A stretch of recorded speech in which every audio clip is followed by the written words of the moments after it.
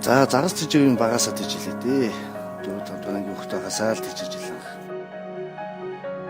Урд нь бид нар чинь юу гэдэгсэн маа тэр үед Орос ламп гэж үдгэсэн бондгож улаастик гэрлүүд. Одоо энэ GP-гийн гэрэл хийснээс хойш юм. Гэрэл шатна гэдгийг мэдхээ байлаа. Тэр хоошны гэрэлчүүд заавар 7 хоногт нэг удаа шатдаг байсан да. Энэ гэрлийг хийснээс хойш харин ястай баг гарлаа.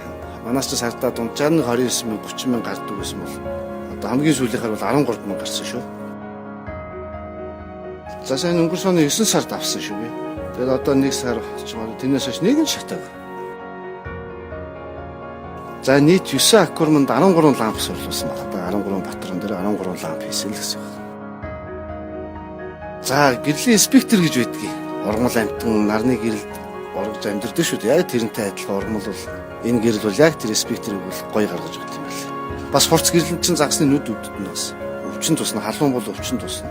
Энэ гэрэл бол яг л аккурмын загас сонирхол аккурм гэртээ загас жижигдэг хүмүүст бол энэ ламп бол маш тохиромжтой гэрлэдэг би мэдлээ. Энд чинь бас тэгж хурдан ургадаг ургамал шүү дээ. Гэрлээ дагаад гэрэл рүүгээ тэмүүлээ дээш ингэж